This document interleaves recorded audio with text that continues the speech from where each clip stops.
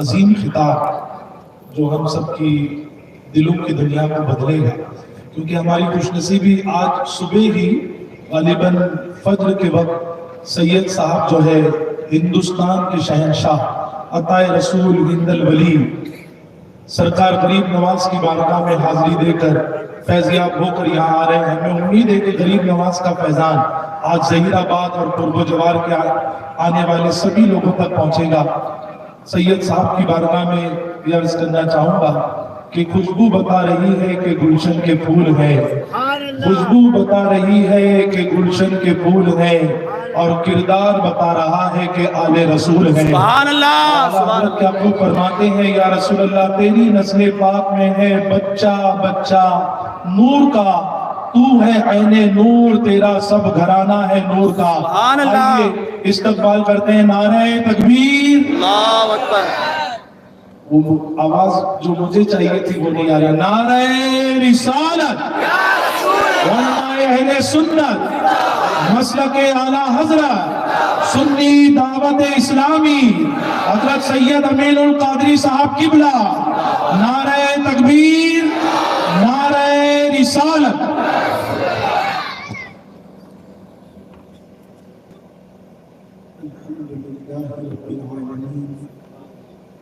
والعاقبة للمتقين والصلاة والسلام على سيد الأنبياء والمرسلين وعلى آله وأصحابه الطيبين الطاهرين، أما بعد فأعوذ بالله من الشيطان الرجيم، بسم الله الرحمن الرحيم، إن بطش ربك لشديد، صدق اللہ العظیم۔ غوث اعظم بمنی بے سرو سامان مددے، قبلے دین مددے، کعبہ ایمان مددے، انتظار کرم تست من عینی رائے خدا جو خدا بینو خدا را مددے، بگرداب بلا افتاد کشتی، ضعیفان شکستہ را تو پشتی، وحق کی خواجہ عثمان ہارون، مدد کن مدد کن مدد کن یا مومن الدین چشتی۔ منبر پر رونق افروز ذوی الاحترام ذوی الاحترام باصفا علماء کرام، حاضرین محفل، پردہ نشین ماؤں اور بہنوں، السلام علیکم ورحمۃ اللہ وبرکاتہ۔ انتہائی احترام و عقیدت کے ساتھ اپنے اور ساری کائنات کے مرکز عقیدت، انیس بے کساں چارہ ساز درد منداں، ہم غریبوں کے غم گسار، ہم فقیروں کی ثروت، شہر یار ارم، تاجدار حرم، نوبہار شفاعت، شب اسرا کے دولہا، نوشے بزم جنت، دانائے سبل، مولائے کل، ختم الرسل، خسرو خوباں، سیاح لامکاں، وجہ کن فکاں، در اللہ المکنون، سر اللہ المخزون، عالم ما کانا وما یکون، آب و گل انبیاء، جان و دل اصفیاء، مطلع ہر سعادت، مقطع ہر سیادت، خلاصہ کائنات، فخر موجودات، حضور احمد مجتبی محمد مصطفیٰ، ارواحنا فدا صلی اللہ تعالی علیہ وآلہ وصحبہ وبارک وسلم کی بارگاہ بے کس پناہ میں جس طریقے سے پڑھاؤں بلند آواز سے میرے ساتھ مل کر پڑھیں۔ الصلاۃ والسلام علیک یا رسول اللہ، الصلاۃ والسلام علیک یا نبی اللہ، الصلاۃ والسلام علیک یا حبیب اللہ، وعلی آلک واصحابک یا نور اللہ، صلی اللہ تعالی علیہ وسلم۔ وہ سوے لالا زار پھرتے ہیں، وہ سوے لالا زار پھرتے ہیں، تیرے دن اے بہار پھرتے ہیں، جو تیرے در سے یار پھرتے ہیں۔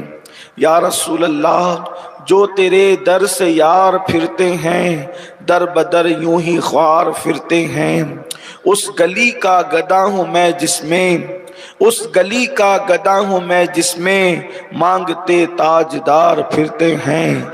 फूल क्या देखो मेरी आंखों में, दश्ते तैबा के खार फिरते हैं। जान है जान क्या नजर आए, क्यों अदू गिरदे गार फिरते हैं। रखिए जैसे हैं खाना ज़ाद हैं हम, मोल के ऐबदार फिरते हैं। लाखों कुदसी है कारे खिदमत पर, लाखों गिरदे मज़ार फिरते हैं। और कोई क्यों पूछे तेरी बात रज़ा, तुझसे कुत्ते हजार फिरते हैं। आज की ये महफिल ज़हीराबाद की सरजमीन पर इस्लाह अक़ाइद व आमाल के हवाले से बड़ी खूबसूरत सजी हुई है। अल्लाह तबारक व तआला आपकी और हम सब की हाज़री को शर्फ़ कबूलियत अता फ़रमाए। मेरे भाई बिरादर अज़ीज़ जनाब यूनुस रज़वी साहब ने आपसे बड़ा अच्छा खिताब किया होगा। अल्लाह तबारक व तआला हम सबको अमल का जज्बा सादिक़ अता फ़रमाए। आया करीमा के जिस हिस्से की तिलावत की गई है, अल्लाह तबारक व तआला उससे मुतालिक मुझे हक़ कहने और आप सबको हक़ सुनकर उस पर अमल करने और उसे आम करने की तौफ़ीक़ अता फ़रमाए। आज पूरी दुनिया के अंदर एक माहौल सा बना हुआ है कि जिस तरीके से जिसकी कहीं नहीं चलती, जिसकी कोई औकात और हैसियत नहीं है, वो मुसलमानों को आंखें दिखाता है। और मुसलमान कौम है पूरी दुनिया में ज़वाल पजीर, पूरी दुनिया में सितम रसीदा, पूरी दुनिया के अंदर बेचैन, पूरी दुनिया में बेकरार, पूरी दुनिया के अंदर बेसरो सामान, बेकसी और बेबसी का आलम ये है कि अगर कोई मार भी दे तो जनाजे में शिरकत की इजाज़त नहीं। हालात ये हैं कि आबरुओं का सौदा हो रहा हो, बोलने की इजाज़त नहीं। अल्लाह अकबर, घर टूट रहे हों, एहतजाज करने की इजाज़त नहीं। दुनिया भर के अंदर ये हालात बने हैं। ये दस्तूर ज़बाबंदी है। कैसा तेरी महफिल में यहाँ तो बात करने को तरसती है ज़बा मेरी। ये ज़वाल पजीर उम्मत, ये उड़ी उड़ी से जो है वो लोगों के चेहरे पर उड़ा उड़ा सा अंदाज और पेशानियों पर सिलवटें हैं मायूसी की। ऐसे हालात के अंदर लोग सोचते हैं हमसे हुआ क्या है कि इस तरीके के हालात बने हैं, हमने किया क्या है इस तरीके के हालात बने हैं। एक बात अपने दिलो दिमाग पर लिख करके रखें, जितने भी नौजवान भाई मेरे सामने बैठे हैं, बहनें भी जलवागर हैं, उन सब से मेरी एक गुजारिश है, एक बात अच्छी तरह याद रखें, मेरे अल्लाह की मर्जी के बगैर पत्ता नहीं हिलता, मेरे अल्लाह की मर्जी के बगैर कुछ नहीं होता। खैर ही व शर्र ही मिनल्लाहि ताला, सारा खैर उसी की तरफ से है और शर के फैसले भी उसकी शान बेनियाजी का इजहार है। अल्लाह अकबर। ये दुनिया में जो कुछ है, अगर हमारी गर्दनों पर तलवारें हैं तो हमसे कुछ हुआ है, हमने कुछ किया है। अल्लाह अकबर। अगर घर टूट रहे हैं, हमने कुछ किया है। याद रखना, किसी माँ ने ऐसा बेटा नहीं पैदा किया कि जो मेरे अल्लाह की मर्जी के बगैर एक कदम उठा सके। आइए हम क्यों जो वो बेचैन हैं, हम क्यों बेकरार हैं, एहतिसाब करें। ये जलसे सर गिनने के जलसे नहीं, ये जलसे दिल बदलने के लिए है, ये जलसे जिंदगियां बदलने के लिए है। आइए मैं आपको बताऊं, अल्लाह अकबर। मेरे आका मुस्तफा करीम रऊफुर रहीम सल्लल्लाहु अलैहि वसल्लम के फरमान का मफहूम है, तीन किस्म के लोग हैं जिनसे अल्लाह ने जंग का ऐलान किया है। अल्लाह अकबर।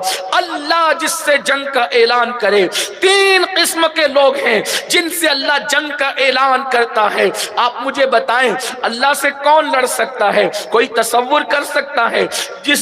जिसके दिमाग में थोड़ी सी अकल भी होगी, वो मुसलमान ना भी हो तो भी वो अल्लाह से टकराने की हिम्मत नहीं कर सकता। मेरे भाइयों, अल्लाह से कौन लड़ेगा, कौन लड़ सकता है? और अगर कोई सरफिदा ये उठ करके खड़े हो तो उसका अंजाम क्या होगा? अरे अल्लाह तो अल्लाह है, उसकी बनाई हुई चूटी का मुकाबला भी लोग नहीं कर सकते। अगर 5-25 चूटियां अल्लाह किसी पर मुसल्लत कर दे, उन चूटियों का मुकाबला नहीं कर सकता। अल्लाह अगर मच्छरों को मुसल्लत مسلط کر دے، انسان مچھروں کا مقابلہ نہیں کر سکتا، اللہ کھٹمال اور پسو مسلط کر دے، انسان کھٹمال اور پسو کا مقابلہ نہیں کر سکتا۔ اے میری قوم کے جوانوں، یہ جو لٹتی ہوئی عزتیں ہیں، یہ اٹھتے ہوئے جنازے ہیں، یہ تباہی کی داستانیں ہیں۔ اللہ کے رسول نے 1450 سال پہلے فرمایا تھا، 3 قسم کے لوگ ہیں جن سے اللہ نے جنگ کا اعلان کیا ہے۔ اللہ اکبر، سوچو تو صحیح، کہیں ان جنگ کے اعلان والوں میں ہم بھی تو شامل نہیں ہو گئے۔ اللہ اکبر، یقیناً اللہ آج حدیث پڑھی جائے گی۔ مجھے معلوم ہے کہ جن کو یہ حدیث نہیں پتا ہے وہ آج تک یہ سب کرتے ہوں گے، لیکن جب حدیث پتا چل جائے گی کہ ایسا کام کرنے والوں سے اللہ جنگ کا اعلان کرتا ہے تو یقیناً میرے نوجوان رک جائیں گے۔ اور یاد رکھنا، جب رک جاؤ گے تو انشاءاللہ امن و اور امان میں آ جاؤ گے، اللہ کی پناہ میں آ جاؤ گے، رسول اللہ کی پناہ میں آ جاؤ گے۔ کن سے اللہ نے جنگ کا اعلان کیا؟ میں تو لرز جاتا ہوں جب یہاں پہنچتا ہوں، اللہ جنگ کا اعلان کر رہا ہے کسی سے، اور میری قوم اللہ کے اعلان جنگ کو سمجھ نہیں پا رہی ہے،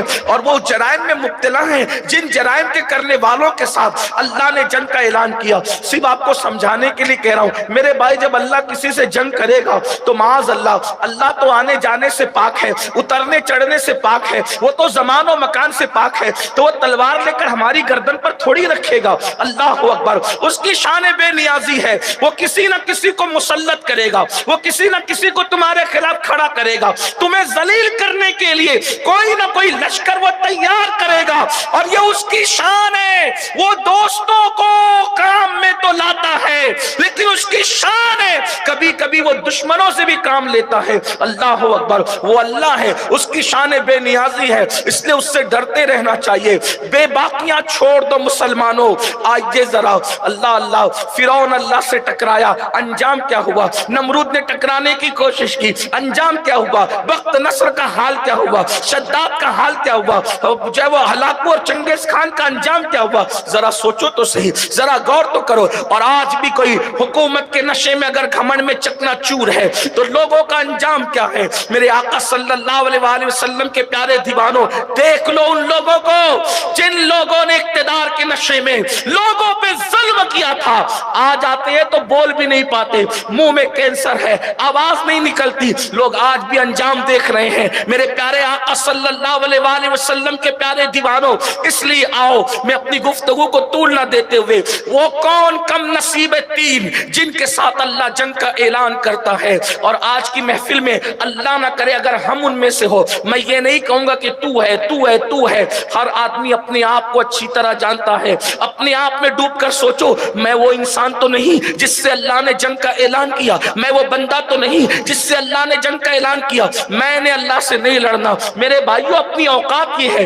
اگر ہم محلے کے کارپوریٹر سے لڑے تو ہم نہیں جیت سکتے، محلے کے کارپوریٹر سے ہماری لڑنے کی طاقت نہیں، بلکہ میرے بھائی وہ نوجوان لڑکے جو جم کرتے ان سے ٹکرا جائے تو ہم جیت نہیں سکتے، اتنے کمزور ہیں ہم لوگ۔ آخر اللہ رب العزت کا اعلان ہے جنگ، اور ہم لرزتے نہیں، ہم ڈرتے نہیں، ہم بدلتے نہیں۔ آج یہ کون بندوں سے اللہ نے جنگ کا اعلان کیا ہے؟ نمبر 1، اللہ کے رسول علیہ السلام فرماتے ہیں وہ شخص جو تنہائی کے اندر چھپ چھپ کر گناہ کرتا ہے، وہ انسان جو اکیلے میں گناہ کرتا ہے، اللہ اس کے ساتھ جنگ کا اعلان کرتا ہے۔ کتنے لوگ ہیں اس میں؟ اب بتاؤ، کہتے ہو عزت جا رہی ہے، اللہ نے جنگ کا اعلان کیا ہے، روزی کو زوال آ گیا ہے، اللہ نے جنگ کا اعلان کیا ہے، اللہ اکبر، لٹ رہے ہیں، اللہ نے جنگ کا اعلان کیا ہے۔ بتاؤ کتنے مسلمان ایسے ہیں جو مسلمان کہلا کر کے تنہائیوں کے اندر گناہ نہیں کرتے؟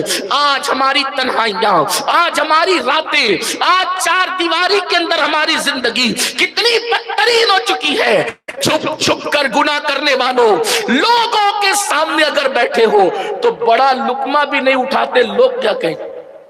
ہم نے دوستوں کو دیکھا کہ اگر لوگ عزت دار لوگوں کے ساتھ کھا رہے ہوں تو بڑا لقمہ بھی نہیں اٹھائیں گے کہ لوگ ہمیں نام رکھیں گے، لوگ ہمیں ذلیل کریں گے کہ اس کو کھانے کا شعور نہیں۔ لوگوں کا اتنا خیال ہے کہ لوگوں کے سامنے بڑا لقمہ بھی نہیں اٹھاتے، اور اللہ کا خیال نہیں، اللہ دیکھ رہا ہے پھر بھی لوگ زنا کر رہے ہیں، اللہ دیکھ رہا ہے پھر بھی لوگ جوا کھیل رہے ہیں، اللہ دیکھ رہا ہے پھر بھی لوگ پکچر دیکھ رہے ہیں، اللہ دیکھ رہا ہے پھر بھی لوگ گندی فلمیں دیکھ رہے ہیں، اللہ دیکھ رہا ہے پھر بھی لوگ چوری کر رہے ہیں، اللہ دیکھ رہا ہے پھر بھی لوگ جرائم کر رہے ہیں۔ پھر آج سوچتے یار چھپ چھپ کر گناہ کر لیا، کس کو پتا چلا؟ کسی کو پتا چلے نہ چلے، اللہ فرماتا ہے ان بطش ربک لشدید، تیرے رب کی پکڑ بڑی سخت ہے، اللہ کی پکڑ بڑی سخت ہے، اور اللہ تم سے جنگ کا اعلان کر رہا ہے۔ یہ جو دلوں کے اندر بے چینیاں ہیں، یہ دلوں میں بے قراریاں ہیں، یہ گھروں کے اندر جو اضطراب ہے، یہ گھروں کے اندر جو اضطرار ہے، یہ سب کیوں ہے؟ اللہ نے اعلان جنگ کیا ہے۔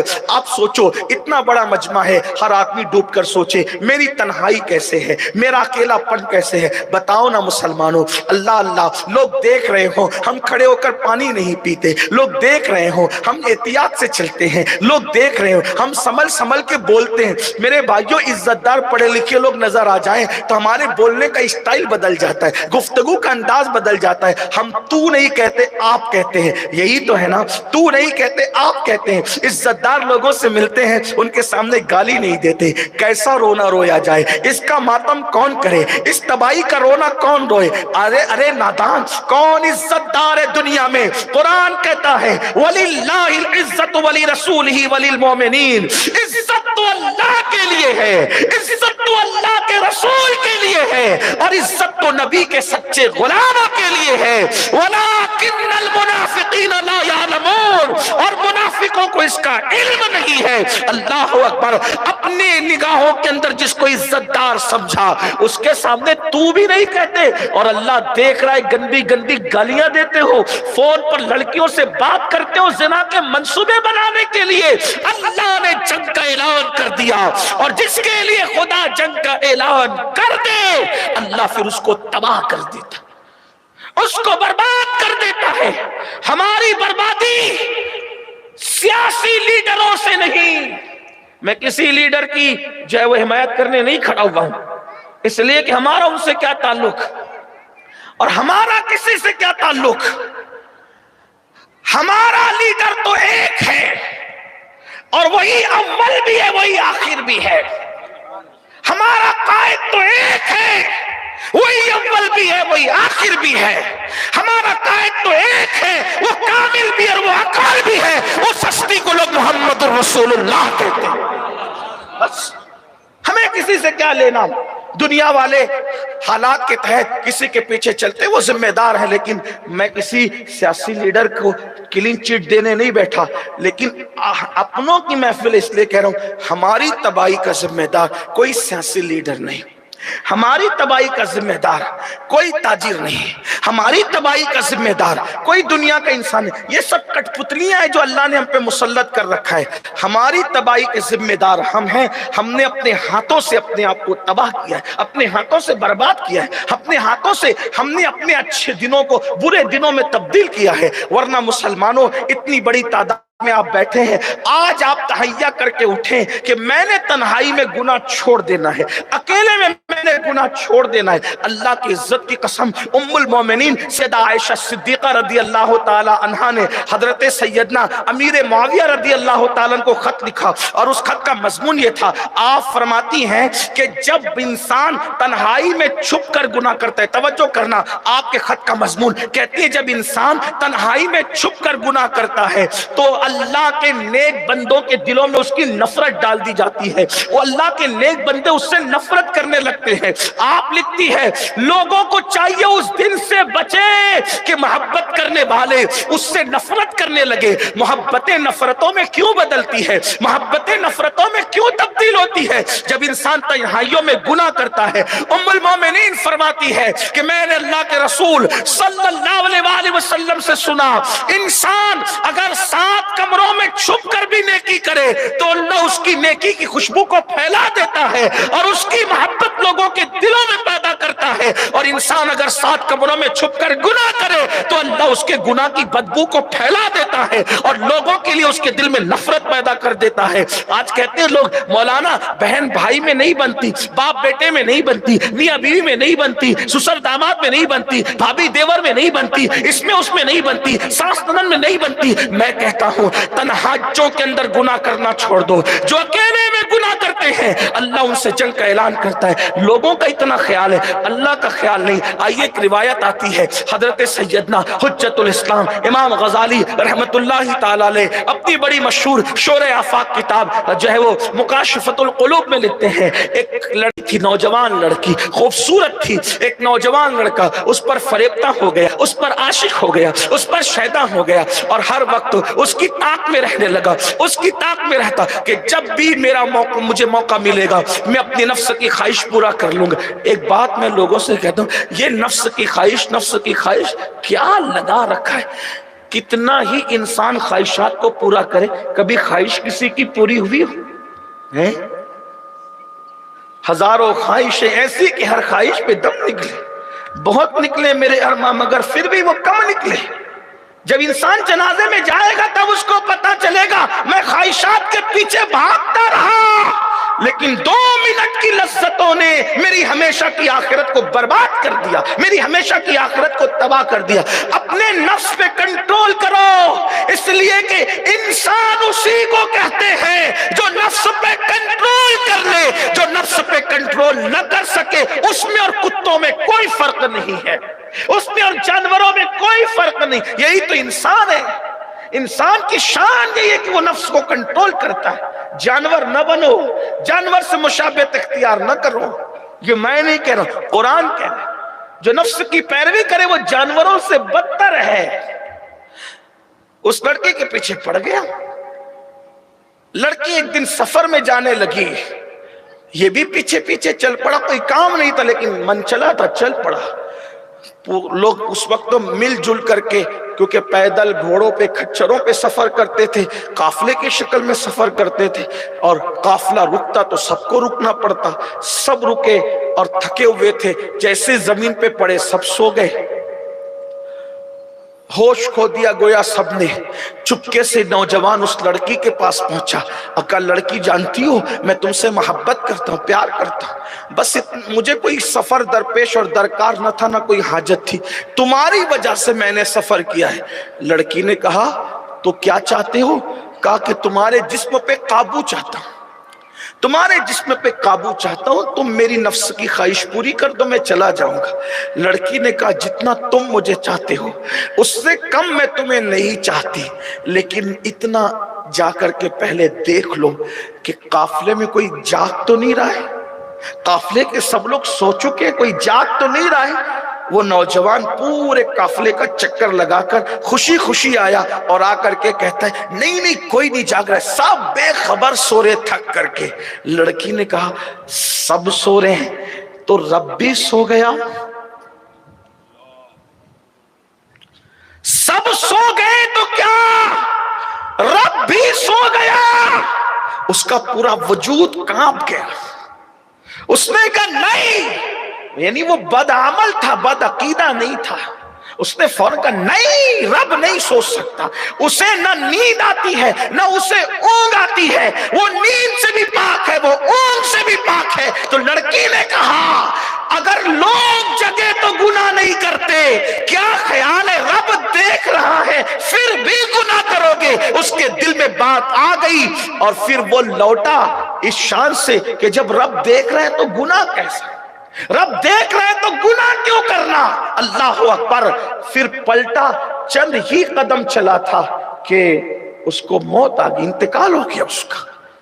یہاں رک کر کے تھوڑا ہمیں سوچنا چاہیے, یعنی اگر پھر بھی وہ اس پر ہاتھ ڈالتا تو کس حالت میں موت آتی اس کو؟ انسان گناہ کرنے سے پہلے ذرا سوچے تو صحیح کہ میں گناہ کر رہا ہوں, اگر اسی حالت میں موت آئی تو میرا کیا بنے گا, میرا انجام کیا ہوگا؟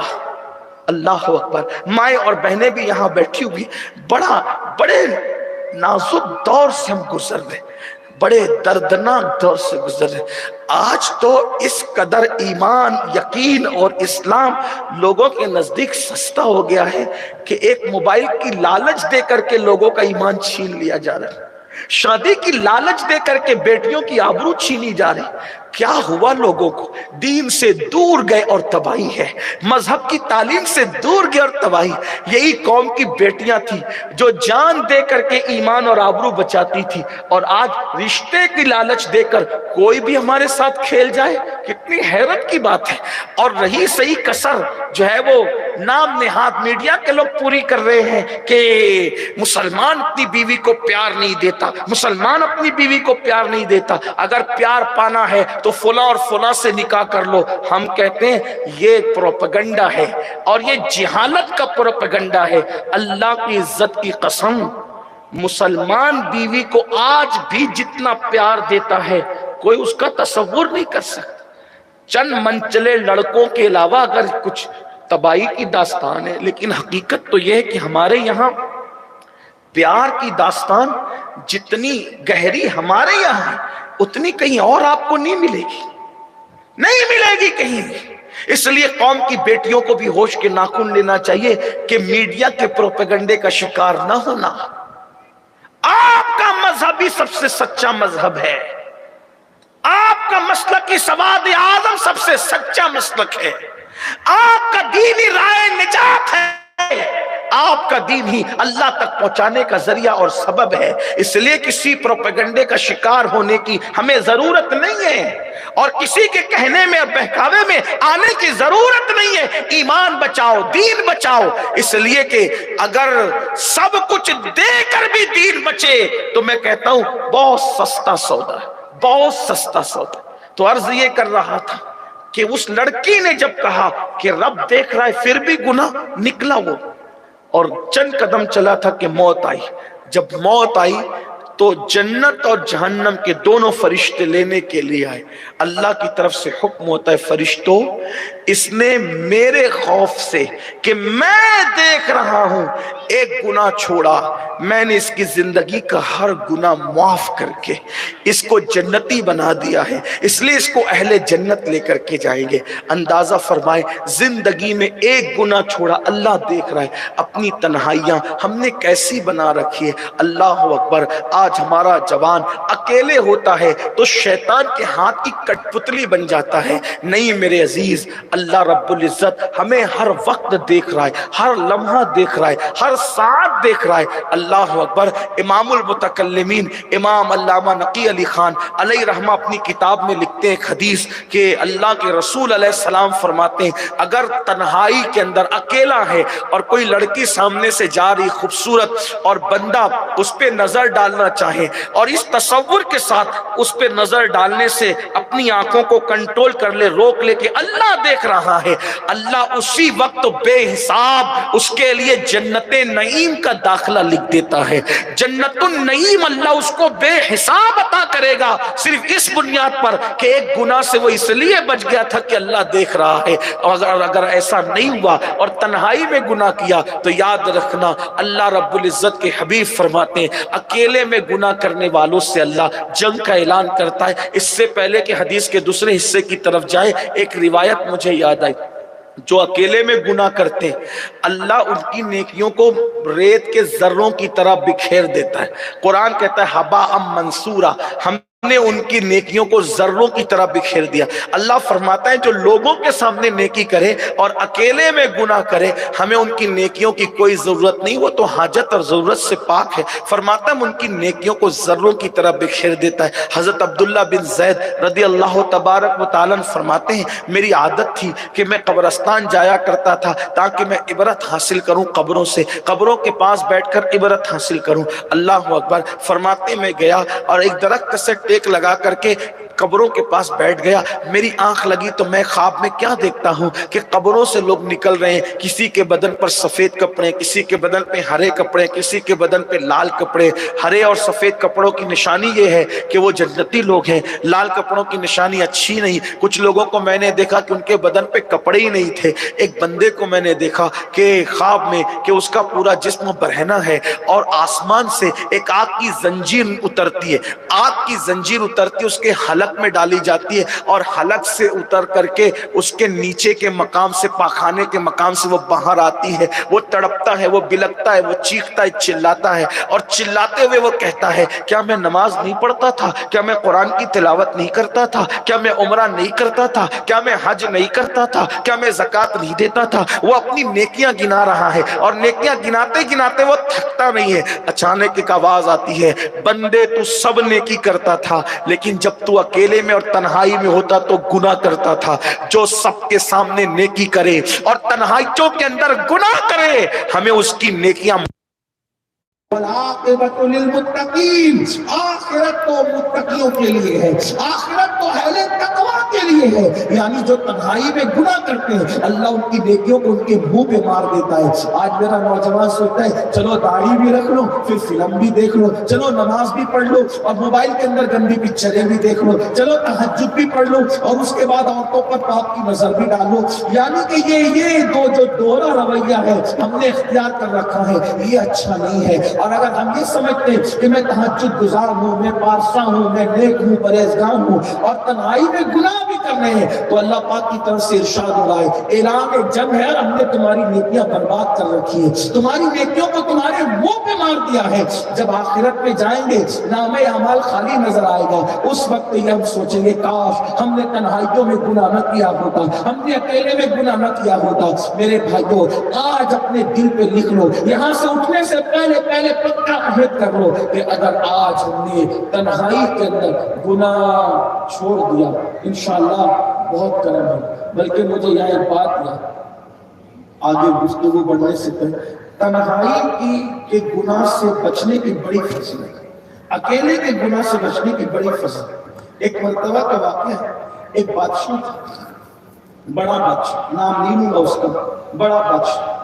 اس کی بیوی سے جھگڑا, بادشاہ کا اس کی بیوی سے جھگڑا ہوا تو بادشاہ نے جھگڑے کے اندر کہا 3 طلاق.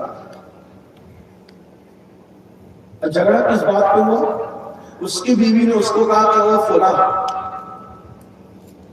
او فلاں تم جنتی نہیں ہو, اور جنتی ہو تو اس کا کیا ثبوت ہے, تمہیں پاس کیا دلیل ہے؟ اس نے کہہ دیا اگر میں جنتی نہیں, اس بادشاہ نے کہا اگر میں جنتی نہیں, تو بادشاہ نے اس کی بیوی کو 3 طلاق کہہ دی.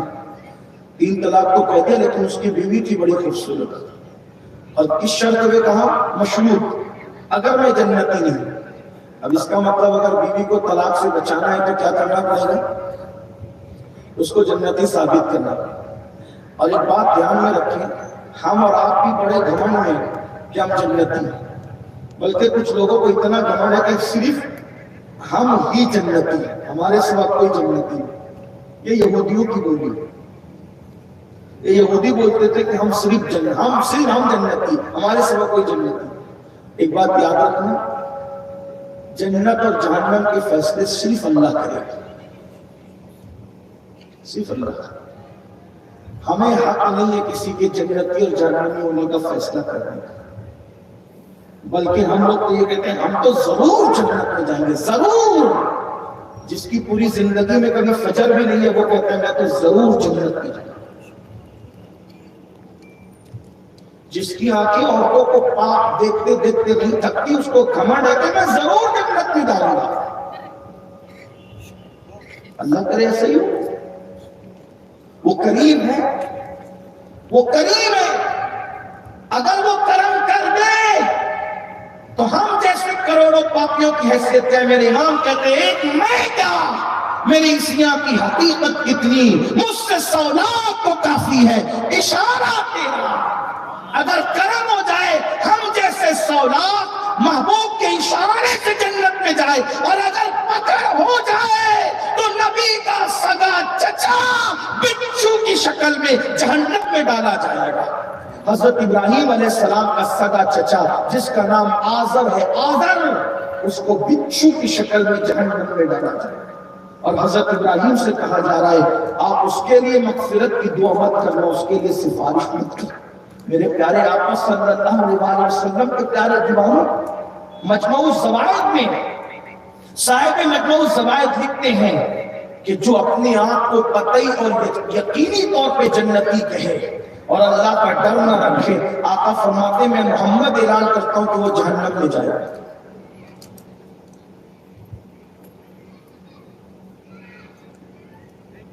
حضرت ہمارے امیر، ہمارے قائد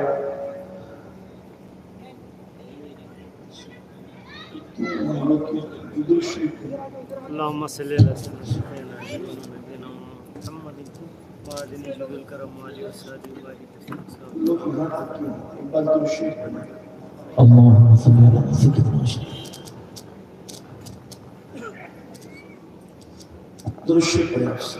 محمد صلی اللہ علیہ وسلم اللهم صل على سيدنا مولانا محمد وعلى الجود والكرم وآله وأصحابه وبارك وصحبه وبارك وسلم صلاۃ و سلام علیک یا رسول اللہ صلی اللہ۔ ایک بار اور درود شریف پڑھ لیں آپ بلند آواز سے، اللهم صل على سيدنا ومولانا محمد معدن الجود والكرم وآله وصحبه وبارك وسلم صلاۃ و سلام علیک یا رسول اللہ صلی اللہ تعالی علیہ وسلم۔ عرض یہ کر رہا تھا، آپ توجہ فرمائیں، اللہ کے رسول علیہ السلام فرماتے ہیں کہ جس نے پورے یقین کے ساتھ، پورے وثوق کے ساتھ یقینی طور پہ کہا کہ میں جنتی ہوں، پھر اس کی زندگی میں نہ نیک عمل ہے، نہ تقوی ہے، نہ پرہیزگاری، اللہ کے رسول علیہ السلام فرماتے ہیں میں محمد اعلان کرتا ہوں کہ وہ جہنم میں جائے۔ ہاں ہم امید کریں اللہ سے کہ انشاءاللہ ہم جنتی ہیں، لیکن ڈرتے بھی رہے گا اس نے جہنم میں ڈال دیا تو کیا کریں؟ بلکہ ایک حدیث ہے جو دلوں کو لرزا دیتی ہے، دلوں کو بے چین کر دیتی ہے۔ اللہ کے رسول علیہ السلام نے فرمایا، اس حدیث کو سن کے صحابہ بہت رویا کرتے تھے، بہت روتے تھے۔ فرماتے ہیں صحابہ کہ اللہ کے رسول علیہ السلام کے فرمان کا مفہوم ہے کہ قلم خشک ہو چکا ہے، قلم خشک ہو چکا ہے، اللہ نے جنتیوں کا فیصلہ بھی کر دیا اور جہنمیوں کا فیصلہ بھی کر دیا، بلکہ اللہ کی خفیہ تدبیر یہ، اللہ کی شان یہ ہے کہ ایک بندہ ہے جس کو اللہ نے جہنمی لکھ دیا ہے اور وہ بندہ زمین پر آ کر جنتیوں جیسے عمل کرتا ہے، عمل کرتا ہے، عمل کرتا ہے، حالانکہ سارے لوگ اس کو جنتی سمجھنے لگتے ہیں اور وہ خود بھی اپنے آپ کو جنتی سمجھتا ہے، خوب عمل کر کر کے، عمل کر کر کے خوش ہوتا ہے، عمل کر کر کے خوش ہوتا ہے، حتیٰ کہ میرے آقا علیہ السلام نے فرمایا اس کے اور جنت کے درمیان صرف ایک قدم کا فاصلہ رہ جاتا ہے۔ اللہ اکبر، مسلمانوں غور کرو، اپنے آقا کیا کہہ رہے ہیں؟ اس کا مطلب یہ ہے تہجد پڑھ لو پھر بھی مطمئن مت ہونا، قرآن کی تلاوتیں کر لو پھر بھی مطمئن مت ہونا، رات و دن درود شریف کی کثرت کر لو پھر بھی مطمئن مت ہونا، رات و دن عبادتیں کر لو پھر بھی مطمئن مت ہونا، مسجدیں بنا لو، مدرسے بنا لو، کچھ بھی کر لو مطمئن مت ہونا، جب تک کہ دونوں پیر جنت میں پہنچ جائے نہ جائے اس وقت تک مطمئن ہونے کی ضرورت نہیں۔ میرے اور تمہارے سچے نبی غیب کا آقا صادق و مصدوق صلی اللہ علیہ وسلم فرماتے ہیں انسان نیک عمل کرتا ہے کرتا ہے کرتا ہے حتیٰ کہ اس کے اور جنت کے درمیان ایک قدم کا فاصلہ رہ جاتا ہے اور تقدیر کا لکھا ہوا غالب آتا ہے۔ اللہ نے اس کو جہنمی لکھا تھا اور وہ جنت کے راستے پہ جا رہا تھا، جنت میں اور اس میں ایک قدم کا فاصلہ تھا، پھر تقدیر غالب آتی ہے، یعنی اللہ کا لکھا ہوا غالب آتا ہے اور اچانک اس کی زندگی میں تبدیلی آتی ہے، اچانک اس کی زندگی بدل جاتی ہے، اچانک اس کی زندگی ایک موڑ پر آتی ہے اور جو اب تک جنتیوں جیسے نیک عمل کر رہا تھا اچانک وہ گناہ کے راستے پر ایک قدم میں پڑ جاتا ہے اور پھر گناہ کرتے کرتے اس کو موت آتی ہے اور اللہ کا لکھا ہوا پورا ہوتا ہے اور وہ جہنم کے اندر داخل کیا جاتا ہے۔ میرے پیارے آقا صلی اللہ علیہ وسلم کے پیارے دیوانوں، پھر میرے آقا فرماتے ہیں ایک بندہ جس کو اللہ نے جنتی لکھا ہوتا ہے اور وہ بندہ جہنم کے راستے پہ چل رہا ہوتا ہے، گناہ گناہ گناہ گناہ گناہ کر رہا ہوتا ہے، حتیٰ کہ ساری دنیا اس کے بارے میں یہ کہتی ہے کہ وہ جہنم میں جائے گا کیونکہ پاکی بہت ہے، حتیٰ کہ گناہ کرتے کرتے وہ اتنی دور نکل جاتا ہے کہ اس کے اور جہنم کے درمیان ایک قدم کا فاصلہ رہ جاتا ہے، صرف ایک قدم کا اس کے اور جہنم کے درمیان فاصلہ رہتا ہے۔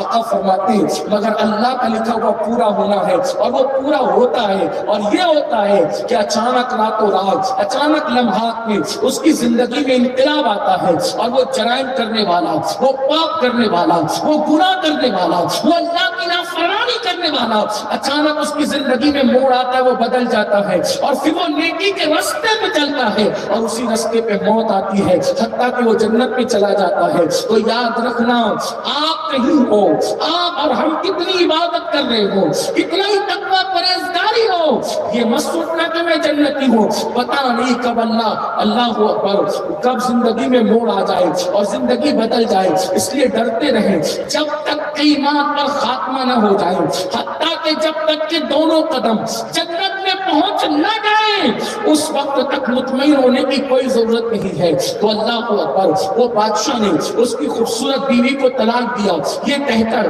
کہ اگر میں جنتی نہیں تو بادشاہ کی بیوی کو 3 طلاق۔ اب وہ طلاق سے بچانا ہے تو کیا کرنا پڑے گا؟ یہ کرنا پڑے گا کہ وہ جنتی، اس کو ثابت کرنا پڑے گا۔ اور اس دور کے علماء کی بات ہے، یعنی آج سے تقریباً کم و بیش 1300 سال پہلے کی بات کر رہا ہوں یا 1200 سال پہلے کی بات کر رہا ہوں۔ اب بات چلی تو علماء نے کہا، مفتیوں نے کہا، بھائی یہ مسئلہ بڑا پیچیدہ زیر غور ہے، کون بتائے گا کہ یہ جنتی ہے کہ جہنمی؟ ہم اپنے بارے میں یقین سے نہیں کہہ سکتے کہ جنتی ہے کہ جہنمی۔ تو ایسے میں جب سب عاجز آ گئے تو لوگوں نے کہا ایک کام کریں، اس مسئلے کا اگر کوئی حل کر سکتا ہے تو وہ امام الائمہ، سراج الامہ، کاشف الغمہ، حضرت سیدنا نعمان بن ثابت یعنی امام اعظم ابو حنیفہ رضی اللہ تعالیٰ عنہ اس مسئلے کا حل کر سکتے ہیں۔ اچھا، وہ مسئلے کا حل کریں گے؟ ان کے پاس قاصد بادشاہ نے بھیجا، جلدی آؤ اور مسئلہ حل کرو۔ امام اعظم نے فرمایا مجھے فتویٰ دینے کا شوق نہیں ہے، میں آ کے فتویٰ نہیں دوں گا، جس کو فتویٰ لینا ہے وہ میرے دروازے پر آئے تاکہ لوگوں کو پتا چلے کہ ہم علماء بادشاہوں کے گداگری نہیں کرتے، ہم تو حضور کی در کے غلام ہیں، ہمیں کسی کے دروازے پہ جانے کی ضرورت نہیں ہے۔ دیکھو کیا وقار تھا ان لوگوں کا، کیا انداز تھا ان لوگوں کا، کیا تقویٰ پرہیزگاری تھی ان لوگوں کی۔ اللہ اکبر۔ بہرحال وقت پہ بادشاہ کو آنا پڑا حضرت امام اعظم کے پاس۔ امام اعظم نے فرمایا مسئلہ بیان کیا جائے۔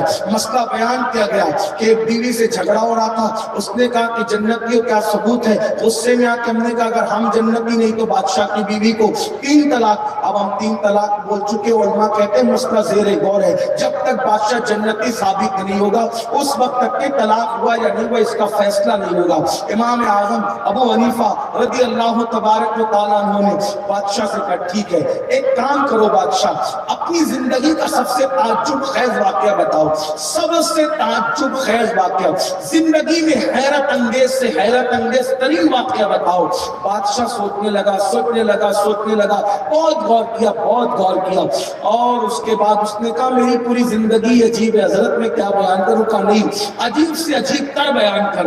بالآخر یہ ہوا کہ اس نے کہا میری زندگی کا سب سے عجیب واقعہ جو اب تک مجھے کھٹکتا ہے یا مجھے مطمئن کرتا ہے وہ یہ واقعہ یہ ہے کہ میں جوان تھا، شہزادہ تھا، شہزادگی کا عالم تھا، دولت کی ریل پہ تھی، محل کے اندر رہتا تھا، باپ نے ہر سہولت فراہم کر رکھی تھی شہزادہ ہونے کی وجہ سے۔ ایک آواز پر درجنوں غلام اور سینکڑوں کنیزیں لبیک کہتے ہوئے حاضر ہو جاتی تھی۔ ایسے میں میری خالہ کی ایک بیٹی تھی، خالہ کی بیٹی سے دل جب ابتدائی جوانی میں لگ گیا تھا اور میں اس کی طرف مائل تھا، میں اس کی طرف لگا ہوا تھا۔ میرے دل و دماغ میں ایک ہی بھوت گھومتا رہتا تھا کہ جب بھی موقع ملے گا خالہ کی اس خالہ ذات سے جو خوبصورت ہے میں لطف اندوز ہوں گا، اپنی نفسانی خواہش کو پورا کروں گا، اپنے دل کی تمنا کو پورا کروں گا۔ اس کے لیے بڑے جتن کیے، کوششیں کی لیکن کامیاب نہ ہو سکی۔ ایک دن ایسا ہوا کہ ابا یعنی بادشاہ اور ہماری امی اور سارے گھر کے لوگ محل میں نہیں تھے، وہ کسی جگہ پر گئے ہوئے تھے، میں اکیلا محل میں تھا۔ ایسے میں میری وہ بوڑھی کنیز جس کو میری پوری داستان عشق سے آشنائی تھی وہ آ کر کے کہتی ہے فلاں شہزادے صاحب دیکھو آپ کی وہ خالہ زاد جس سے آپ بہت محبت کرتے ہیں اور حاصل کرنے کی کوشش کرتے ہیں وہ آپ کے محل میں آئی ہے، اب جو چاہو ہو سکتا ہے۔ اس نے کہا اچھا، میں تو خوش ہو گیا کہ آج محل میں کوئی نئی خالہ زاد آئی ہے اور اس کے بعد جو چاہے ہم کر سکتے ہیں۔ ایسے میں انتظار کرنے لگا جب وہ رات کا شام سے راتوی بغداد کے شہر پر جب رات میں اپنی سیاہ چادر کو پھیلانا شروع کیا اور دجلہ کی گود میں بغداد کا سورج غروب ہو گیا اور رات کی سیاہ چادر جب تننے لگی بغداد پر، تو ایسے میں نکلا اور اپنے کمرے سے اس کے کمرے کی طرف جانے لگا تو میرے دل میں اچانک خیال آیا، او فلاں کے بیٹے فلاں، اللہ تجھے دیکھ رہا ہے، اللہ تجھے دیکھ رہا ہے، اللہ تجھے دیکھ رہا ہے۔ یاد رکھنا، جس کا عقیدہ یہ ہے کہ اللہ دیکھ رہا ہے وہی مومن ہے، اور جس کا عقیدہ یہ ہے کہ اللہ نہیں دیکھ رہا ہے وہ کیسا مومن ہے، وہ تو کافر ہو جائے گا۔ اور اللہ اکبر، اللہ دیکھ رہا ہے جب یہ سب کا عقیدہ ہے تو اللہ دیکھ رہا ہے تو پھر گناہ کیسا، تنہائیوں کے اندر جرائم کیسے، تنہائیوں کے اندر پاپ کیسا، یہ رشوت کا لینا دینا کیسا، یہ گناہوں کے اڈوں کو آباد کرنا کیسا۔ اللہ اکبر، کہو فلاں دیکھو چلو، اور اس کے بعد وہ کہتا ہے شہزادہ تھا، زمین پر پیر نہیں ٹکتے تھے، اپنے کمرے سے نکل کے اس کے کمرے کی طرف گیا، کوئی چیز اس گناہ سے روکنے والی نہ تھی، لیکن میرے دل نے کہا اللہ دیکھ رہا ہے۔ جب اللہ دیکھ رہا ہے تو میں لرز گیا، میں اس کے کمرے میں جانے کی بجائے میں اس کے کمرے سے نکل کر سیدھا مسجد کو چلا گیا، حالانکہ گویا یہ تھا کہ راستے جہنم سے میں جنت کی کیاری کی طرف گیا، اس کے کمرے میں نہیں بلکہ میں مسجد کی طرف گیا، رات بھر عبادت کرتا رہا، اذان ہوئی، فجر کی نماز پڑھی جماعت کے ساتھ، اور پھر اس کے بعد بیٹھا ذکر اذکار کرتا رہا، اور تاکہ سورج طلوع ہو گیا، اس کے بعد اشراق کے وقت اشراق پڑھی، چاشنے کے وقت چاشنے پڑھی، جب سورج سر کے اوپر آنے لگا تو میں مسجد سے نکل کر جو ہے وہ اپنے محل کی طرف گیا، پہنچا تو پتا چلا کہ امی ابا گھر کے سب لوگ آ گئے، اور وہ جو لڑکی آئی تھی وہ جا چکی، میں نے پھر مصلی بچھا کے 2 رکعت شکرانہ ادا کیا، مولا تو نے مجھے اتنے بڑے گناہ سے، جرم سے بچا لیا۔ امام اعظم اس پر مسکرا کر یوں ہاتھ مارتے کہتے ہیں طلاق واقع نہیں ہوئی، طلاق واقع نہیں ہوئی، انشاءاللہ تم جنتی ہو، اور ایک جنت نہیں ملے گی تمہیں 2 جنت ملے گی، 2 جنتیں۔ تو بادشاہ نے کہا حضرت دلیل دینی پڑے گی، تو امام اعظم فرماتے ہیں کیا تو نے قرآن نہیں پڑھا، وَلِمَنْ خَافَ مَقَامَ رَبِّهِ جَنَّتَانِ، جو اللہ کی بارگاہ میں کھڑے رہنے سے ڈر گیا، یعنی اللہ سے ڈر کر جس نے گناہ چھوڑ دیا، اللہ اس کو ایک نہیں بلکہ 2 جنتیں عطا فرمائے۔ تنہائی میں گناہ سے بچنے کا اجر یہ ہے۔ ایک روایت اور آتی، ایک نوجوان تھا، وہ جوان بہت خوبصورت تھا، فاروق اعظم کا دور خلافت، فاروق اعظم کا دور خلافت، خوبصورت جوان تھا، مسجد آتا جاتا تھا، ایک خاتون اس کو دیکھتی رہتی تھی اور اس کے حسن پر فریبتا تھی، اچانک اپنی بوڑھی کنیز سے کہا اس کو کسی طرح گھر میں لاؤ تاکہ ہم اپنی خواہش پوری کریں۔ وہ بوڑھی کنیز نے اس جوان کو کہا ہماری مالکہ کو کچھ ضرورت ہے، تکلیف ہے، اور وہ آپ سے تکلیف کہنا چاہتی۔ اس بیچارے بھولے والے جوان نے سوچا کسی کی تکلیف دور کرنا بڑی نعمت ہے، بڑا ثواب کا کام ہے، اجر کا کام ہے۔ گھر میں جیسی داخل ہوا ان ظالموں نے دروازہ بند کیا، دروازہ جیسی بند کیا تو کہا کیا تکلیف ہے؟ کہا تکلیف یہ ہے کہ ہمیں آپ سے عشق ہو گیا، یہ تکلیف ہے، اور ہم چاہتے ہیں کہ آپ ہمارے جسم سے کھیلیں۔ جیسی اس نے سنا اس جوان نے کہا میں کسی نامحرم عورت کو میں نے کبھی دیکھا نہیں، اور تو کہتی ہے کہ جسم سے کھیلے یعنی زنا کرے، پاپ کرے، اور اللہ دیکھ رہا ہے۔ کہ اللہ دیکھ رہا ہے یہ کہہ کر لرزا چیخ مار کے زمین پہ بے ہوش ہو کے گر پڑا۔ اللہ دیکھ رہا ہے۔ یہ داستان صرف داستان ہو گئی، کس کو چیخ، کس کی چیخ نکلتی ہے گناہ کرتے وقت کہ اللہ دیکھ رہا ہے۔ اگر یہ احساس دل میں پیدا ہو گیا ہوتا تو حجام کی کرسیوں پر بیٹھ کر کے داڑیاں آج گٹروں میں پھینکی جاتی۔ اگر یہ احساس دلوں میں پیدا ہو گیا ہوتا تو مسلمانوں کے گھر میں حرام لقمے کھائے جاتے۔ اگر یہ احساس دلوں میں پیدا ہو گیا ہوتا کوئی کسی پہ ظلم کرتا، کوئی کسی پہ زیادتی کرتا، اللہ کو چیخ ماری زمین پہ گرا، بے ہوش ہوا۔ جیسی بے ہوش ہوا ان دونوں نے کہا یہ کیا مصیبت کھڑی، جلدی سے اٹھایا اور اس کو باہر پھینک دیا۔ باہر ڈالنا تھا، اس کے باپ کو کسی نے بتایا کہ تمہارا بچہ تو بے ہوش پڑا، جیسی لے کر کے گئے وہ ہوش میں نہیں آیا، اللہ کے خوف کی وجہ سے اس کی جان نکلی۔ ہم نے اب تک سانپ کے ڈسے ہوئے کو تو مرتے سنا، ہم نے اب تک کے ایکسیڈنٹ کے اندر گاڑیوں کے پہیے کے نیچے آنے والوں کو تو مرتے سنا، لیکن کیا وہ مسلمان تھے جو اللہ کے خوف سے مر جاتے تھے، اللہ کی خشیت سے مر جاتے تھے، خدا کے عذاب کو یاد کر کر کے مر جاتے تھے؟ اللہ اکبر! وہ اسی خشیت کی کیفیت میں انتقال کیا، اس کو دفن کیا گیا۔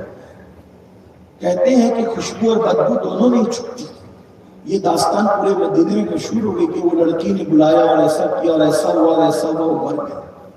فاروق اعظم نے کہا چلو ہم اس کی قبر پہ چلتے ہیں، اس نوجوان کی قبر پہ چلتے ہیں۔ فاروق اعظم حضور علیہ السلام کے اصحاب کو لے کر اس کی قبر پہ گئے اور جا کر کے کہا یہ جوان، ہمیں یقین ہے کہ قرآن میں اللہ نے جو کہا سچ کہا، لیکن تجھ سے پوچھتے ہیں کہ اللہ نے فرمایا کہ جو گناہ سے بچے گا میں اس کو جنت عطا کروں گا، اور ایک نہیں 2 جنت عطا۔ جو اللہ سے ڈر کے گناہ چھوڑ دے، اللہ کا وعدہ، اللہ کہتا ہے میں اس کو 2 جنت عطا کروں گا۔ بولو اللہ نے تمہارے ساتھ جو وعدہ کیا وہ پورا ہو گیا؟ اتنا کہنا تھا، اس کی قبر پر ایک رکا نظر آیا اور اس رکے پر لکھا تھا اے امیر المومنین، اللہ کی عزت کی قسم، اللہ نے جو دینے کا وعدہ کیا تھا اس سے بڑھ کر مجھے عطا فرمایا۔ اور یہ آیت لکھی تھی وَلَمَنْ خَافَ مَقَامَ رَبِّهِ جَنَّتَانِ، جو اللہ کی بارگاہ میں کھڑے ہونے سے ڈر گیا اللہ اس سے 2 جنتیں عطا فرماتا ہے۔ اے میری قوم کے جوانوں، کب تک گناہ کرتے رہو گے؟ کب تک آوارگی کرتے رہو گے؟ کب تک اپنی آخرت کو برباد کرو گے؟ یہ دنیا ختم ہونے والی ہے، ختم ہوگی، بے وفا دنیا ہے، 4 دن کی چاندنی، سب ختم ہونے والا۔ تو اللہ ان کے ساتھ جنگ کا اعلان کرتا ہے جو تنہائی میں گناہ کرتے۔ نمبر 2، جس کے ساتھ اللہ جنگ کا اعلان کرتا ہے، دوسرا کم نصیب جو سود لے اور سود دے، اس کے ساتھ بھی اللہ جنگ کا اعلان کرتا ہے۔ اعلان جنگ کرتا ہے اللہ اس کے ساتھ جو سود لے اور سود دے۔ آج یہ بھی بہت بڑھتا جا رہا ہے، اتنے دے دو پھر اتنے پرسنٹ دو، اتنے دے دو اتنے پرسنٹ، یعنی ایزی منی کے چکر میں اور شارٹ ٹائم کے اندر کروڑ پتی بننے کے چکر میں لوگ سود سے بچ نہیں پا رہے۔ اور ایک بات یہ بتاؤں آپ، اللہ کے رسول صلی اللہ علیہ وسلم نے آج سے 1450 سال پہلے فرمایا کہ ایک وقت میری امت پر ایسا آئے گا کہ جو سود سے بچنا چاہے، جو بیاج سے، سود سے بچنا چاہے، جو بچنا چاہیں گے ان تک بھی سود کا گرد و غبار پہنچ کر رہے گا۔ جو سود سے بچنا چاہیں گے ان تک بھی سود کا گرد و غبار پہنچ کر رہے گا۔ جو بچنا چاہیں گے ان تک سود کا گرد و غبار پہنچے گا، جو بچنا ہی نہیں چاہیں گے وہ تو ڈوب جائیں گے۔ اور سود کیا ہے؟ کعبے کے اندر ماں کے ساتھ زنا کرنا۔ میں نہیں کہتا، اللہ کے رسول صلی اللہ علیہ وسلم۔ سود کھانا ایسے ہی ہے جیسے کعبے کے اندر ماں کے ساتھ زنا۔ لوگ کہاں؟ پیسے تو نچنیا بھی دولت کما لیتی ہے ناچ ناچ کر، مداری بندر نچا کے دولت کر، سب دولت ہی۔ اور دولت ہم کتنی لے جائیں گے؟ کون لے گیا جو ہم لے جائیں گے؟ حلال ساتھ نہیں لے جاؤ گے، حلال، حرام کیا ساتھ ہے؟ آدھی سے زیادہ دنیا جس نے فتح کی وہ سکندر اعظم کی زندگی پڑھی، صرف 32 سال 8 مہینے کی عمر میں مر گیا سکندر۔ میں اس کی ذہانت پر حیران ہوں۔ آج لوگ کمپیوٹر میں صحیح رہتے ہیں تو اتنا گھمنڈ کرتے ہیں، آج لوگ جو ہے وہ سائنس اور ٹیکنالوجی پڑھ لیتے ہیں تو ان کے پیر زمین پہ نہیں ٹکتے۔ میں سکندر کی زندگی میں حیران ہوں۔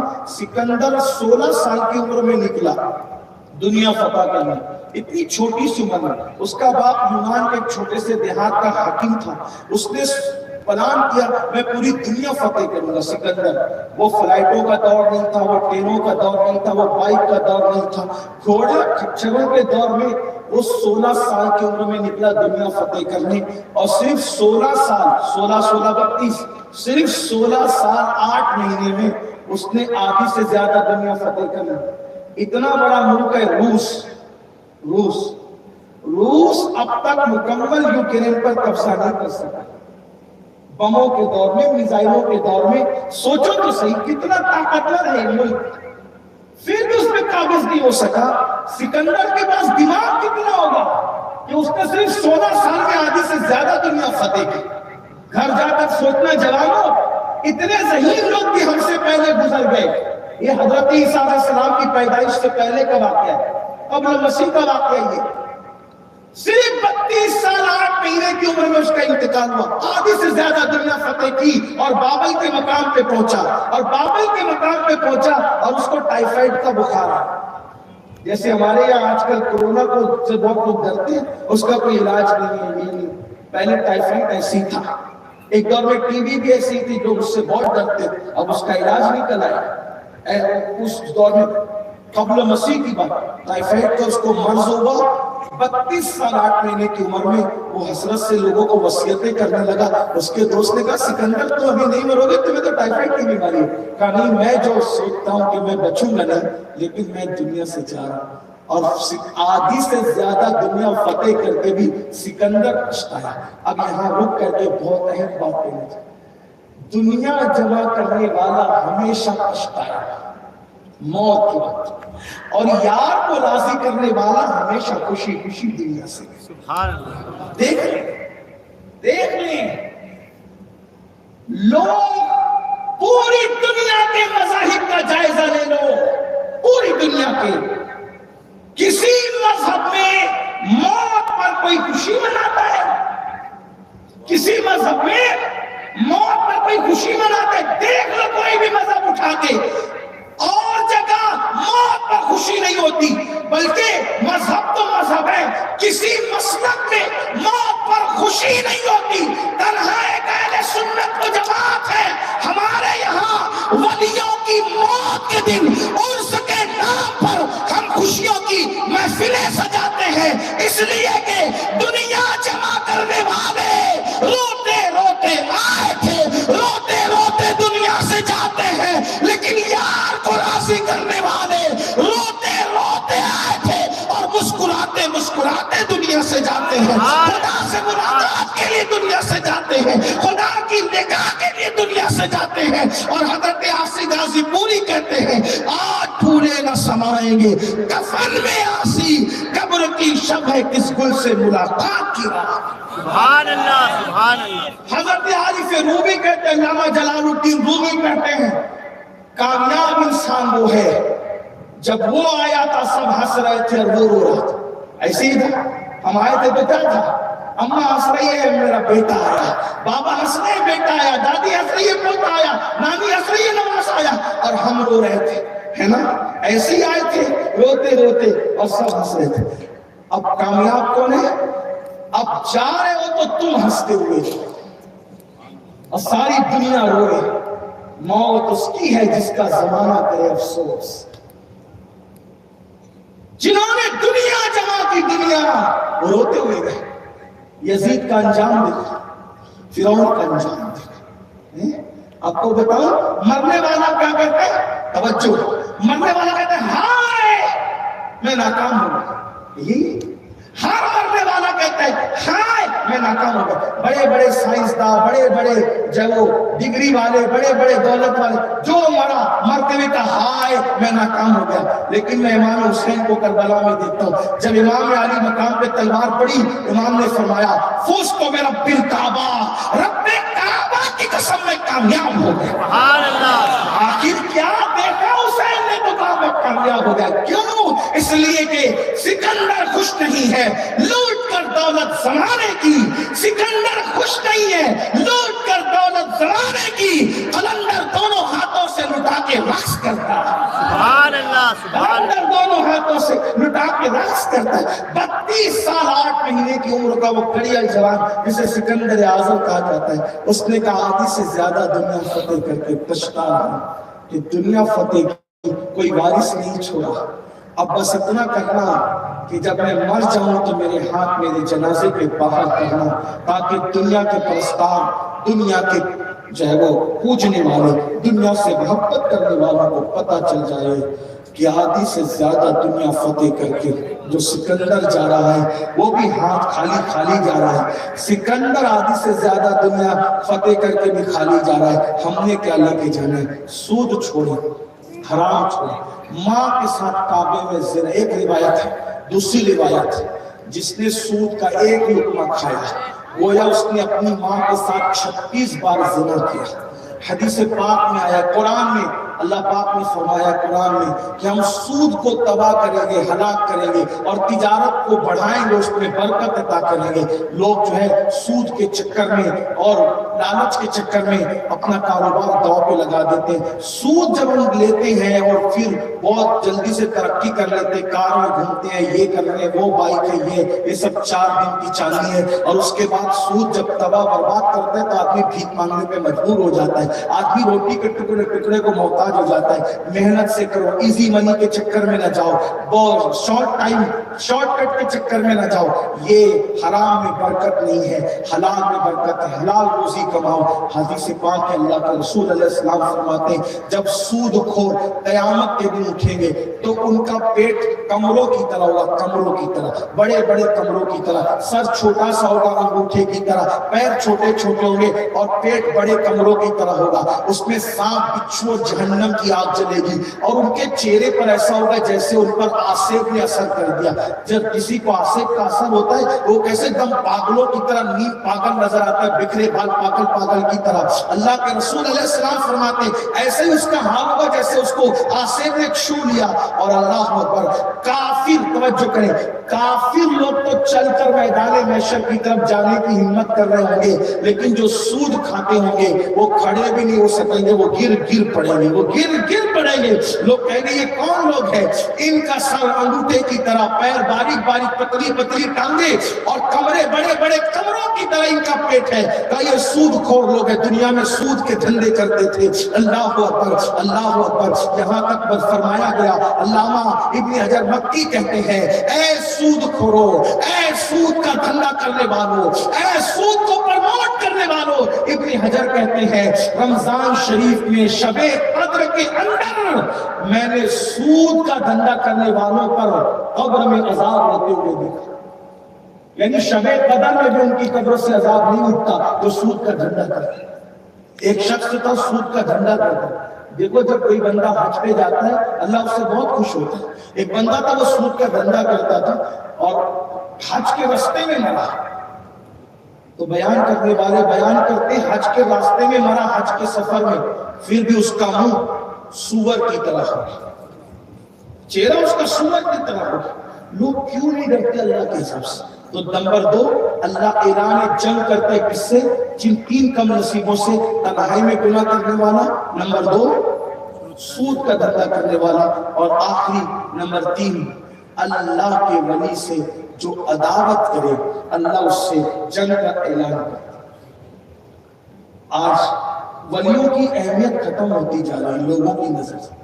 لوگ اپنے آپ کو بہت ہوشیار سمجھتے، ہم عبادت گزار ہیں، ہم تہجد گزار ہیں، ہم قرآن پڑھتے، تو ہمیں ولیوں کی کیا ضرورت ہے؟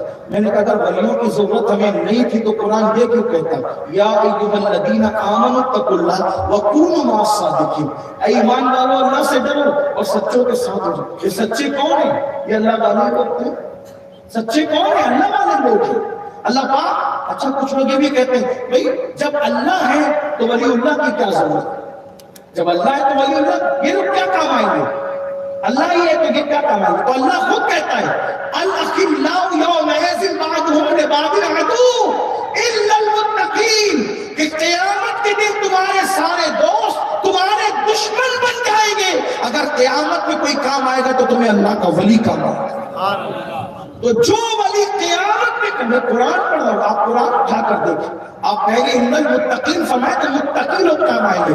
میں نے کہا یہی تو قرآن کا معجزہ ہے، یہی تو قرآن کا اعجاز ہے کہ قرآن تفسیر بالقرآن خود کر دیتا ہے۔ قرآن کی آیتوں کی بعض تشریحات قرآن کی آیتیں کرتی ہے۔ قرآن کیا کہہ رہا ہے؟ الا المتقین، تمہیں متقی کام آئیں گے۔ اللہ سے پوچھو اللہ یہ متقی کون ہے؟ تو اللہ فرماتا ہے ان اولیاءہ الا المتقون، میرے ولی ہی لوگ تو متقی ہوتے ہیں۔ کون کام آئے گا؟ جو ولی قیامت میں اللہ کے عذاب سے بچا سکتا ہے اللہ کے اذن سے، کیا وہ ولی دنیا میں مصیبتوں سے نہیں بچا سکتا؟ اللہ کے ولیوں سے رابطہ ہونا چاہیے، اور جب تک ولیوں سے اس امت کا رابطہ تھا یہ امت ترقی کی راہ پہ جا رہی تھی۔ ایک تحریک چلی کہ قوم کو نبی سے دور کرو، قوم کو ولیوں سے دور کرو، قوم کو علماء سے دور کرو، نتیجہ دیکھ لو۔ ورنہ جب بھی مسلمانوں کو کوئی مصیبت پیش آتی تھی لوگ ولیوں کے بارگاہ میں جاتے تھے، ان سے دعائیں کرواتے تھے۔ بلکہ اسی ہندوستان میں دیکھ لیں، بادشاہ ولی، بادشاہ ولی، بادشاہ ولی، بادشاہ دنیاوی نظام چلا رہے ہیں اور اولیاء روحانی طور پہ ملک کو مضبوط کر رہے ہیں۔ آپ دیکھتے چلے جائیں، سرکار بندہ نواز کو گلبرگہ شریف بلانے والا کون ہے؟ بادشاہ، شاندار استقبال کیا، اللہ اکبر۔ اسی طرح حضرت سیدنا بابا قطب الدین بختیار کاکی کا جو ہے وہ خلیفہ حضرت سلطان شمس الدین التمش، اللہ اکبر، رات دن چمٹا رہتا تھا حضرت بابا قطب سے، بلکہ بادشاہ ہو کر بھی حضرت قطب الدین بختیار کاکی کے برابر نہیں بیٹھتا تھا، بلکہ بابا قطب کے قدموں میں بیٹھتا تھا۔ وہ مسلمانوں جو ولی سے دشمنی کرے، ولی سے عداوت کرے، اللہ اس کے ساتھ اعلان جنگ فرماتا ہے۔ میں تو نے اپنے بزرگوں سے سنا ہے جو اولیاء اللہ کی شان میں توہین کرتے ہیں، بے ادبی کرتے ہیں، اللہ ان کے گھر میں عیبی بچے پیدا کرتا ہے، اللہ ان کے گھر میں عیبدار بچے پیدا کرتا ہے، اور ایسا زوال آتا ہے اللہ اکبر کہ تباہی سنبھلتے نہیں سنبھلتی۔ اس سلسلے میں ایک بات بیان کی گئی، حضرت سرکار خواجہ غریب نواز رضی اللہ تبارک و تعالیٰ خود فرماتے ہیں کہ ہمارے دور میں ایک شخص کا انتقال ہو گیا، توجہ کرنا، ایک شخص کا انتقال ہو گیا، سرکار غریب نواز خود فرماتے ہیں جب انتقال ہوا تو ہم اس کے جنازے کے اندر گئے تو ہم نے کیا دیکھا کہ لوگ جو ہیں وہ اس کی میت کو قبر میں رکھتے ہیں، اور جب میت کو قبر میں رکھتے ہیں تو دفن کرنے کا طریقہ یہ بیان کیا گیا ہے کہ چہرہ قبلے کی طرف کیا جاتا ہے۔ ہر طرف کا دستور یہی ہے کہ چہرہ قبلے کی طرف کیا جاتا ہے، تو جیسے اس کا چہرہ قبلے کی طرف کرتے تھے فوراً پھر جاتا تھا، پھر کرتے تھے پھر جاتا تھا، پھر کرتے تھے۔ وہ لوگ حیران تھے کہ بار بار اس کا چہرہ قبلے کی طرف کیا جاتا ہے لیکن اس کا چہرہ قبلے سے پھر جاتا ہے، قبلے کی طرف کیا جاتا ہے، قبلے سے پھر جاتا ہے۔ تو کہ اس وقت کسی صاحب کشف نے فرمایا رہنے دو، اگر قیامت تک تم اس کا چہرہ قبلے کی طرف کرتے رہے تو اس کا چہرہ کبھی قبلے کی طرف نہیں ہو سکتا، اس لیے کہ جب یہ علماء اور مشائخ کو دیکھتا تھا تو گھمنڈ اور تکبر کی وجہ سے ان سے اپنا چہرہ پھیر لیتا تھا۔ نعرہ تکبیر، اللہ اکبر، نعرہ تکبیر، اللہ اکبر، یا رسول اللہ۔ امیر سنی دعوت اسلامی، امیر سنی دعوت اسلامی، نعرہ تکبیر، نعرہ رسالت۔